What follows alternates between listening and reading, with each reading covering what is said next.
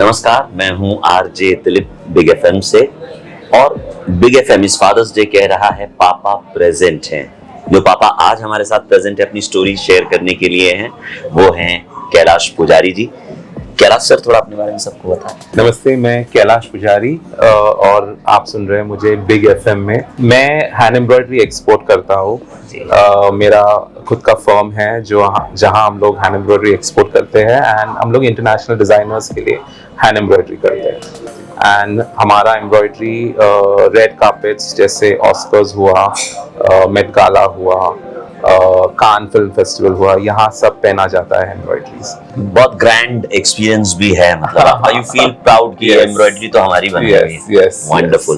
पापा बनने की खुशी भी वो अंदर से प्राउड फीलिंग, वो तो एक अलग ही खुशी है, अलग ही खुशी होती है। उसको कोई दूसरा कंपैरिजन नहीं है उसके लिए। आपने कब सोचा कि मुझे पापा बनना है? उस वक्त आपके मन में क्या ख्याल थे, और अब जब आप पापा हैं तो बहुत प्यारी बेटियों के, तो क्या आपके अंदर फीलिंग है जी? तकरीबन अराउंड 2014-15 में ये डिसीजन लिया गया था। एंड मैंने बहुत सारा रिसर्च किया था एडॉप्शन के लिए। पहले तो एडॉप्शन के लिए किया था एंड एडॉप्शन पॉसिबल नहीं था, तो मैंने सरोगेसी के थ्रू ट्राई किया है। एंड बहुत सारे डॉक्टर्स को मिले हम लोग। डॉक्टर्स ने बहुत सारा हमें बताया भी क्या है प्रोस कॉन्स, क्या क्या होगा and everything, procedure.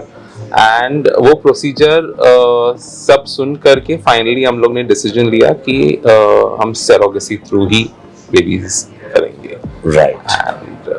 And 10 years now and it has been a wonderful journey। दो बेटियां ट्विंस। पापा जो होते हैं प्रेजेंट फादर जिसे कहते हैं, और बिजी फादर जो होते हैं, क्या फर्क आपको लगता है? प्रेजेंट पापा का ये कहना है कि मेरे हिसाब से जो मैं फील करता हूँ कि मैं प्रेजेंट पापा हूँ, क्योंकि उनके कुछ भी हो, चाहे उनका इवेंट हो या उनका स्टडीज हो या उनका किधर बाहर जाना हो, आई थिंक वो मैं सब में इन्वॉल्व हूँ। परसों के दिन वो लोग एक नाइट आउट के लिए गए थे एंड उनको आइसक्रीम खाना थोड़ा रात को मना है क्योंकि खांसी होती है। राइट। तो वहां से फोन आया, पापा can I have an ice cream? So I said yes you can, because अभी गर्मी है, so I am okay for them to have an ice cream. But and I that moment I felt wow, I mean at least you have done something right, that the child is calling you and asking you so that they know that they value your guidance and they need assurance from you कि वो जो कर रहे हैं वो आपके दिल को ठेस ना पहुंचाए। बॉटल फीडिंग से लगाकर डायपर चेंज करने तक सब कुछ किया है। इनिशियल डेज में जब फादरहुड का रोल आप निभा रहे थे, क्या क्या सीखा आपने उससे? मुझे एक्चुअली जब बच्चे हॉस्पिटल में ही थे, क्योंकि प्री टर्म बेबीज थे, तो नर्सेस का बहुत अच्छा सपोर्ट था एंड लिटरली वो लोग सब सिखाते थे कि क्या करना चाहिए, इसके बाद क्या करना चाहिए, इसके बाद क्या करना चाहिए। तो मैं ऑफिस जाने से पहले हॉस्पिटल जाता था। तो एटलीस्ट 2-3 घंटे वहां बिताता था, फिर ऑफिस जाता था, फिर ऑफिस के बाद डायरेक्टली हॉस्पिटल जाता था वहां और 2-3 घंटे, and then I used to go home. तो उस टाइम उस वक्त आपको ऐसा नहीं लगा कि बहुत थकान हो रही है, मैं ड्रेन आउट हो रहा हूँ? नहीं, क्योंकि आप आई थिंक आप वो इमोशनली ड्रिवन थे। And I used to wait to go there. Wow. Every morning I used to wait to go there. Wow. So it used to be off road, but I think that was the best part of the 2-3 hours what you spend in the morning and 2-3 hours what you spend in the evening. आप ये भी कहते हैं कि कभी school functions miss नहीं करते थे आप, तो क्या आपको लगता है कि बच्चों के जो पेरेंट्स हैं उनकी बातों से ज्यादा उनके प्रेजेंस को याद रखते हैं? प्रेजेंस तो डेफिनेटली है। मतलब मुझे पहले लगता है कि जैसे कोई भी फंक्शन हो, the child wants to know whether you're coming there or not.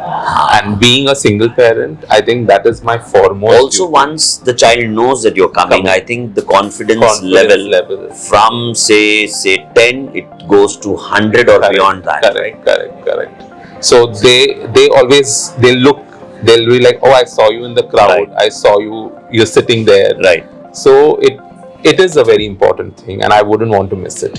मैंने सोशल मीडिया पर भी देखा कि आप जो आउटफिट्स है वो भी खुद डिजाइन करते थे बच्चों के लिए, उनके टिफिन पैक करते थे आप। आपको सबसे ज्यादा आपका पसंदीदा काम कौन सा था while you were doing all this? I think dressing them up Yeah. from the small. So you designed the entire outfit? Yes. When they were born and when they were in the hospital to make वो जब्बास जो जब्बा बोलते होता है, हैं, right, तो हाँ. वो हमने बनाया है। हाँ, जबला जिसको जबला बोलते हैं, जिसमें एकदम अलग टाइप का, किसमें पिंटक्स किया है और फिर Right. उसको रफल करके तो मतलब थोड़ा अलग टाइप का। एंड देन उनके जो रैप्स है जहाँ हम लोग उनको स्वडल थोड़ा सा, करके हाँ. बांधने के लिए, हाँ, मालिश उसमें- के बाद मालिश के बाद, हाँ, जी. तो उसमें भी चारों बाजू से रेशम का बॉर्डर्स करके, Oh. तो it was completely different. Till now we had those things. Now I've given it away for other children to enjoy those things. Wow. But But you made sure कि ये भी memories बिल्कुल special हो. Special, बहुत special. Wow, I can see that emotion in your eyes when you're speaking about it, right? Correct. क्या बात है, और बहुत खास दिन होते हैं ना, बहुत growing up years. very important days. आपने ये भी कहा है कि आप अपनी बेटियों के लिए ऑडियंस में सबसे जोर से क्लैप करते थे, ऐसा कोई मोमेंट आज भी आपको याद आता है? वो लोग सिंगिंग और कीबोर्ड सीख रहे हैं, Okay. और वो इंस्टीट्यूट का एक ये था परफॉर्मेंस डे, Right. जहाँ सब स्टूडेंट्स को परफॉर्म करना था। जी. एंड जब वो लोग स्टेज में थे और मैं रिकॉर्ड कर रहा था, वो जी. बहुत इमोशनल हो करके, माय फ्रेंड वाज लाइक, अच्छा आर यू क्राइंग? तो वो काफी इमोशनल टाइम था to see them perform after, Right. You know. And one fine day उन्होंने ही कहा कि हमारे पापा ही हमारी मम्मा है। आपको कैसा फील हुआ उस वो वक्त? बहुत ही इमोशनल था मेरे लिए, बिकॉज कॉन्सेप्ट उनको पता था कि मम्मा नहीं है, पर उनको समझाना कि वो प्रोसेस और वो कि there is an absent figure, and for them to accept it so beautifully. Because they interact with friends, school में वो जा रहे हैं, And सब it had जगह happened in front of me, where one of the child has asked Advita Ida, like, you don't have a mama? So she said, no, I have only a papa, and who's a mama and a papa. Oh, wow.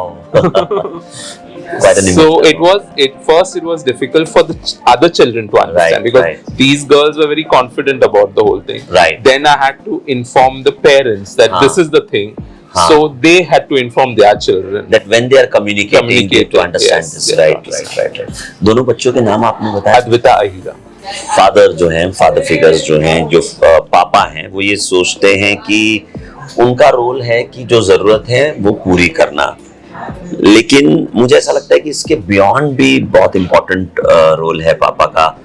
जो at least मेरे friend circles है वहाँ, उसमें सब papa's are hands on. वो ऐसा नहीं है मुझे कि पहले लगता था कि हाँ.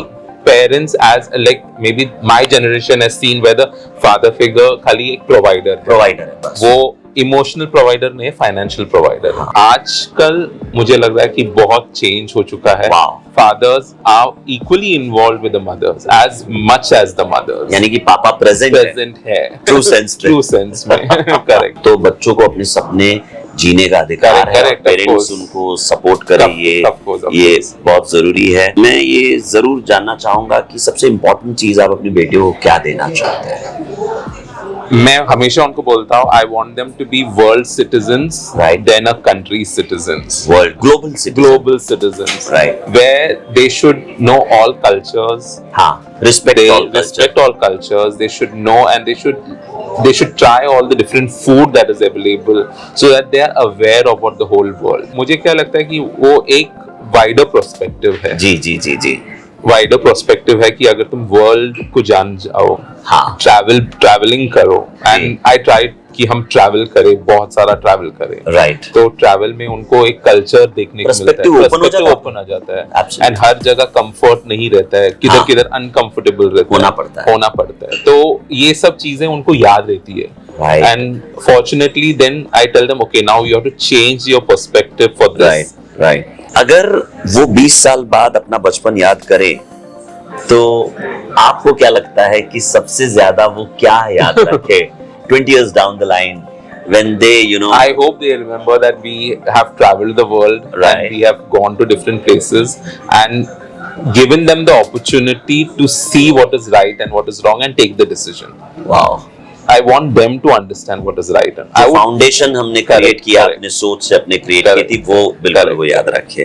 तो फादर्स डे के मौके पर जितने भी पापा देख रहे हैं, जितने भी पापा प्रेजेंट हैं, एंड आपने सही कहा कि आजकल पापा प्रेजेंट है, यानी कि आपको मन में अगर कोई सवाल है, पर्सनल लाइफ में अगर कोई दिक्कत है तो एक दोस्त की तरह मोस्ट ऑफ द पापा आर प्रेजेंट। करेक्ट। तो क्या मैसेज देना चाहेंगे सभी फादर्स को आप?